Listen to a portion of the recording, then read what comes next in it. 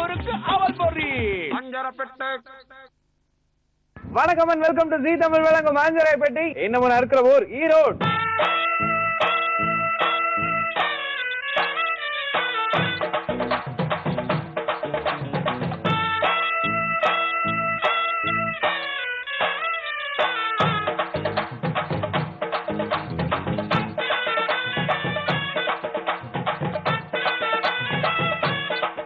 ஈரோட்ல இப்ப நான் நின்று இருக்க இடம் என்ன அப்படின்னு பாத்தீங்கன்னா பன்னீர்செல்வம் பார்க் பக்கத்துல தாங்க. ஈரோடு அப்படின்றது ஒரு நல்ல வளர்ச்சியடைந்த ஊர் அப்படின்றதுக்கு இந்த ஊர்ல இருக்க இந்த பார்க்கா இருக்கட்டும், ரோடா இருக்கட்டும், எல்லாமே வந்து ரொம்ப டெவலப்டா இருக்கு.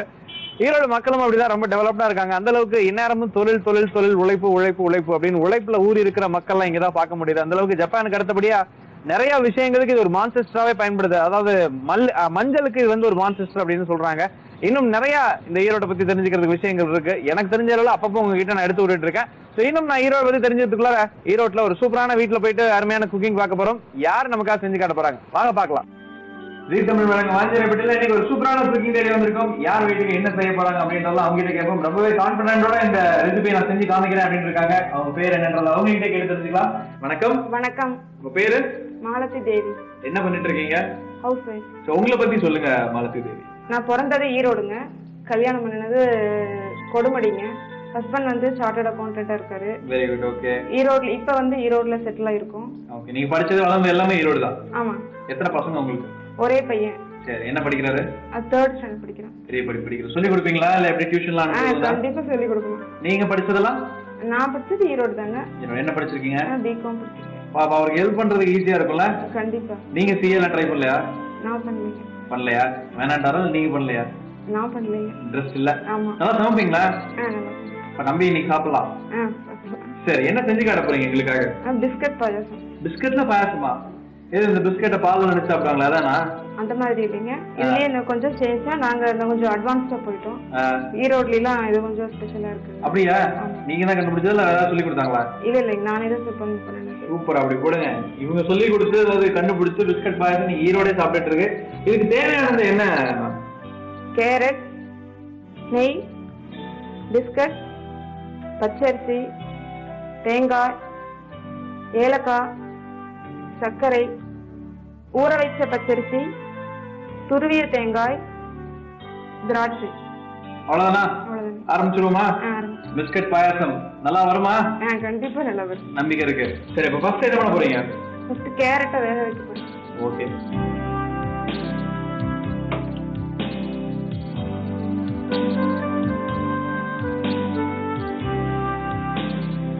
போதுமா?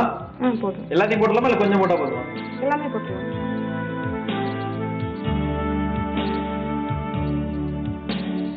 அடுத்து நெய் விட்டு பிஸ்கட்டை வறுக்க போறோம். இது பாட்டு வந்துட்டு இருக்கட்டுமா? இது வந்துட்டு இருக்கிற டைம்ல நாம இது செஞ்சிடலாம். நெய் விட்டு பிஸ்கட் வறுக்கணும். ஆமா. ஓகே.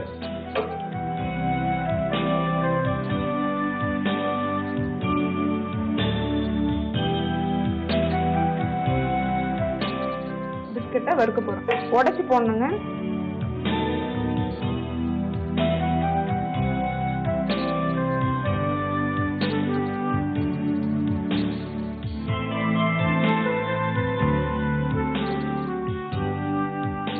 பொழுதுபோக்குலாம் என்னமா? பொழுதுபோக்கு டிவி பாக்குறது, அப்புறம் வீட்டு வேலை செய்யறது.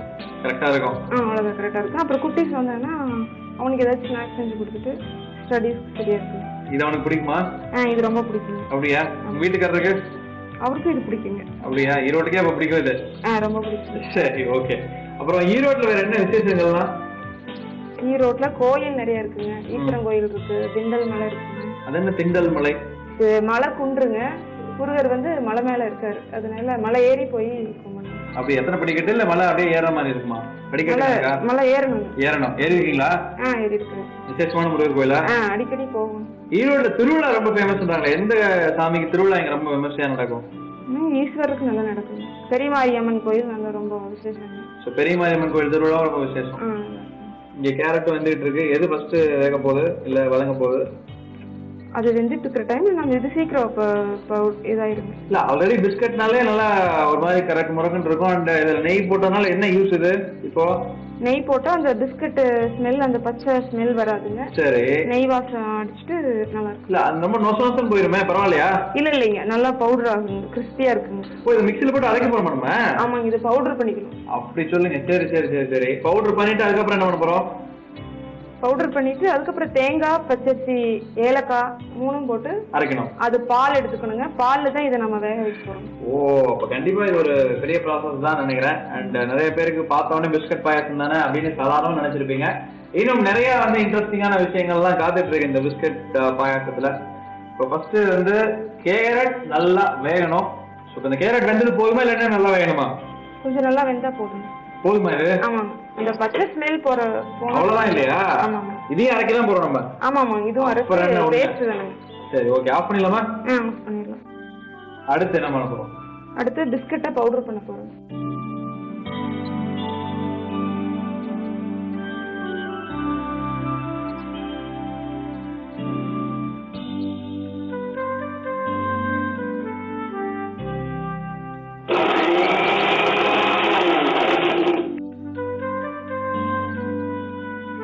ஓகே, பேஸ்ட் எடுத்துட்டீங்க. இதோட சேர்த்து என்ன பண்ண போறீங்க?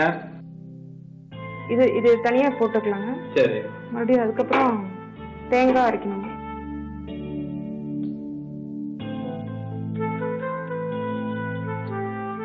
இது போதும் இல்லையா? சரி, நெக்ஸ்ட் தேங்காய், பச்சரிசி, ஏலக்காய் அரைக்கணும்.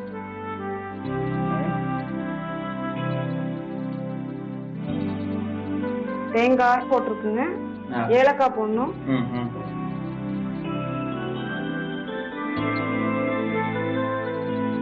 அடுத்தது பச்சரிசி 1 ஸ்பூன் போட்டா போதும். இது எவ்வளவு நேரம் ஊற வச்ச பச்சரிசி? ஒரு 10 மினிட்ஸ் ஊற வச்சா போதும். சரி, ஓகே. எதுக்காக சேர்க்கிறீங்க பச்சரிசி? பச்சரிசி ஒரு திக்னஸ் தான். சரி, இது இதோட அரைச்சுக்கணுமா இல்ல தனியா அரைக்கணுமா? இல்லைங்க, இது தனியா அரைச்சுக்கணும். சரி, தனியா அரைச்சு நம்ம வடிச்சு பால் எடுத்துக்கணும். ஓ, இதுக்கப்புறம் இதை பால் எடுக்கணுமா? ஓ,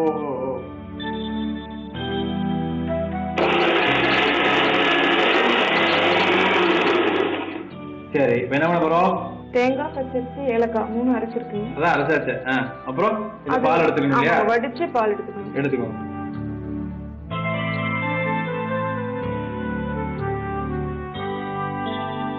கெட்டியா இருக்குங்க, அதனால கொஞ்சம் தண்ணி ஆட் பண்ணிக்கலாம். சேர்த்துக்கோங்க.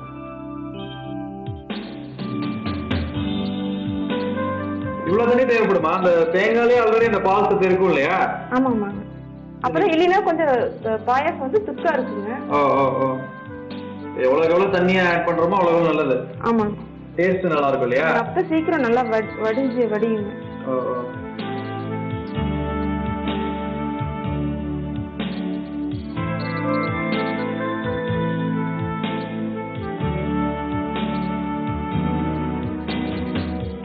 பிஸ்கட் பாயாசம் பயங்கரமான ஸ்பெஷலிஸ்டா நீங்க? இல்லைங்க, தேங்காய் பச்சரிசி வந்து இது தனியா இதுல பாயாசம் செய்வாங்க. எங்க ஊர் சைடுல மாமியார் வீட்டுல செய்வாங்க. அது ஒரு தனி டேஸ்ட். ஆமாங்க, இதுல நான் வந்து சரி பிஸ்கட்டும் கேரட்டும் போட்டு செஞ்சு பார்க்கலான்ட்டு செஞ்சு. பால் எடுத்தது போதுமா? போதும். என்ன பண்ண போறீங்க? அதுக்கப்புறம் கேரட் வந்து பேஸ்ட் பண்ணி வைக்கணும்.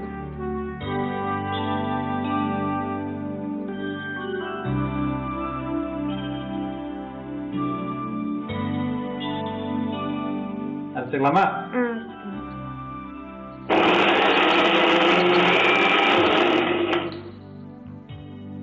போதுமா? அரைச்சது போதுங்க. போதும். நல்லா இப்ப வேக வச்சு அரைச்சதுனாலதான் இவ்வளவு அப்படி பேஸ்டியா இருக்குங்க. சரி, பச்சை அரைச்சிருந்தா இவ்வளவு பேஸ்ட் வராதுங்க. ஓ, கரெக்ட். கொஞ்சம் அப்படியே திருத்திரியா பெருசா இருக்குங்க. சரி, ஓகே, வச்சிருங்க. இப்ப என்ன பண்ண போறீங்க? இப்ப வந்து பிஸ்கட்டை நம்ம வந்து கரைச்சு தண்ணி விட்டு கரைச்சு தான் போடணுங்க. ஓகே. அப்படியே போட்டா கட்டி தட்டிடுங்க. ஓ, சரி. இந்தாங்க, ஃபர்ஸ்ட் தண்ணி எடுத்துக்கோங்க.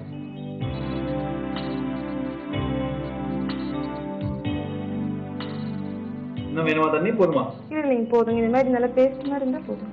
அந்த பால்ல போட்டோனே கட்டி ஆகும். அப்படியே பவுடர் ஃபார்ம்ல போட்டோம்னா போட்ட உடனே கட்டி ஆயிருங்க. சரி, இப்போ இந்த பால் ஆன் பண்ணிக்கணுமா இல்ல அது இதுல இருக்கட்டுமா, ஆஃப்ல இருக்கட்டுமா? இல்லைங்க, ஆன் பண்ணிக்கலாம்.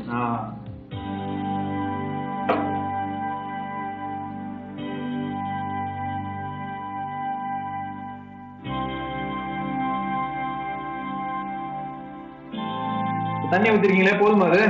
தண்ணி போதுங்க. சரி, தண்ணி நம்ம வந்து எவ்வளவு திக்னஸ் நம்மளுக்கு வேணுமோ அந்த அளவுக்கு நம்ம தண்ணி வச்சு. இப்போ வந்து நம்ம பிஸ்கட் ஆட் பண்ண போறோம்.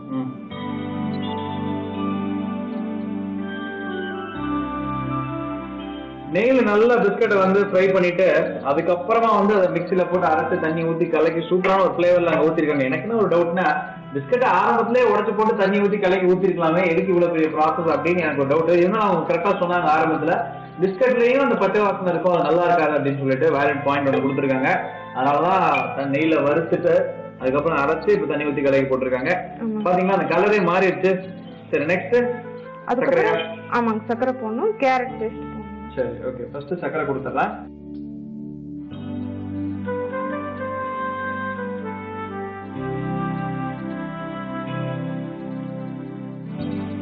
சக்கரை எவ்வளவு அளவு தேவை? 1 கப் தேங்காய்னா 1 கப் சக்கரை. ஓகே. இந்த பாதாம் பவுடர் வச்சிருக்கீங்களா, எதுக்காக அது? அது டேஸ்ட்காகங்க. சும்மா கொஞ்சோண்டு போட்டா போதும்? ஆமா, கொஞ்சம். கடைசியா பண்ணுமா? கடைசியா பண்ணணும். இப்போ நல்லா கொதி வரணுமா இல்ல கேரட் போட்டுடலாமா? கேரட் போட்டுடலாம். அதுக்கப்புறம் கொதி போட்டுடலாம். அதுக்கப்புறம் போடுங்க. இது அப்படியே போடலாங்க, கரைக்க வேண்டியது இல்ல. சுமாரா எவ்வளவு நேரம் இப்போ இந்த கேரட் போட்டதுக்கு அப்புறம் நம்ம இதை கொதிக்க வைக்கணும்? கொஞ்ச நேரம் கொதிச்சா போதும். கொஞ்ச நேரம் கொதிச்சா போதுமா? இந்த கொஞ்ச நேரம் கொதிக்கிற கேப்ல என்ன வேற ஏதாவது மிச்சம் மீதி இருக்கா? ஃபைனலா பாதாம் பவுடர் ஆட் பண்ணணும். சரி, ஓகே. இந்தாங்க. அது தண்ணியில கொஞ்சம் கரைச்சு போடணுங்க. ஓ, அதுவும் கட்டிப்பட்டுரும். ஆமாங்க.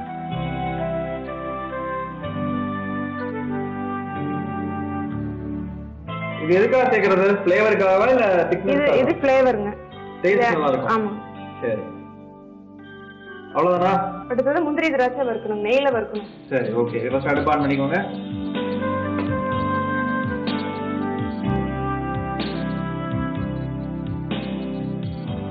கொஞ்சமா நம்ம தேவையான அளவு நெய் போட்டுக்கணும். ஓகே. முந்திரி திராட்சை வறுத்துட்டு போட்டா வேலை முடிஞ்சதா? ஆமா. சூப்பர். இருந்தாங்க முந்திரி திராட்சை வாசனை ஒரு பக்கம் நெய்ல வறுக்கிறது, இன்னொரு பக்கம் இந்த கேரட் பிஸ்கட் தேங்காய் பால்லாம் சேர்ந்து அது ஒரு பக்கம் செம ஃபிளேவர் வந்துட்டு இருக்கு. அதுவும் பாதாம் பவுடர் சேர்த்த உடனே அப்பா செம பாயாசம் வரும்னு நினைக்கிறேன், இந்த பிஸ்கட் பாயாசம். அவ்வளவுதானா? அவ்வளவுதான். இப்போ ஸ்டவ் ஆஃப் பண்ணிடலாங்க.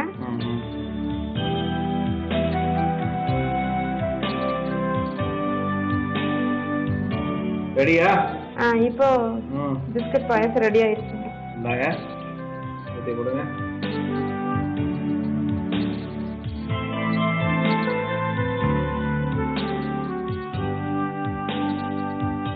Thank you ma'am, thank you so much. அருமையான பிஸ்கட் பாயாசம், புது விதமான ஃபிளேவர் ரெசிபி செஞ்சு வந்துருக்கீங்க. சாப்பிட்டுட்டு நான் எப்படி இருக்குன்னு சொல்றேன். இந்த பிஸ்கட் பாயாசத்தை நான் எப்படி இருக்குன்னு டேஸ்ட் பண்ணி சொல்றதுக்கு முன்னாடி ஒரு சின்ன ரீகேப். பிஸ்கட் பாயாசம் செய்யறதுக்கு ஒரு கடாய் எடுத்துக்கோங்க. இந்த கடாயில தேவையான அளவு தண்ணி ஊற்றி ஃபர்ஸ்ட் கேரட்டை வேக வச்சுக்கோங்க. இந்த கேரட் வெந்துட்டு இருக்க கேப்ல இன்னொரு பேன் வச்சுட்டு தேவையான அளவு நெய் ஊற்றி நெய்ல நல்லா பிஸ்கட்டை வறுத்து எடுத்து வச்சுக்கோங்க.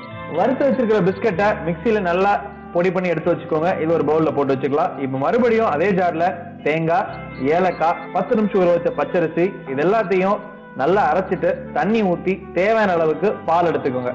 இப்போ இந்த பாலை நல்லா கொதிக்க வச்சுட்டு நல்லா அந்த பால் கொதிச்சுட்டு இருக்க கேப்ல இன்னொரு பக்கம் நம்ம ஆல்ரெடி வேக வச்சு ஆற வச்சிருக்கிற கேரட்டையும் நல்லா பேஸ்ட் பண்ணிக்கோங்க. நம்ம கொஞ்சம் அந்த பிஸ்கட் அரைச்சு வச்சிருக்கோம் இல்லையா, அதுல நல்லா தண்ணி ஊத்திட்டு கட்டிப்படாத அளவுக்கு இந்த தேங்காய் பாலோட மிக்ஸ் பண்ணிக்கணும். தேங்காய் பாலை மிக்ஸ் பண்ணிட்டு அது கூட தேவையான அளவு சக்கரை போட்டுட்டு சக்கரை நல்லா கரைஞ்சதுக்கு அப்புறம் அரைச்சு வச்சிருக்கிற அந்த கேரட் பேஸ்டையும் போட்டுட்டு ஃபைனலா நல்லா கொதி வந்ததுக்கு அப்புறம் இறக்கும் பொழுது கொஞ்சம் பாதாம் பவுடரை போட்டு நல்லா அந்த ஸ்மெல் வந்ததுக்கு அப்புறம் முந்திரி திராட்சையை வறுத்துட்டு போட்டோம்னா சுட சுட பிஸ்கட் பாயாசம் ரெடி.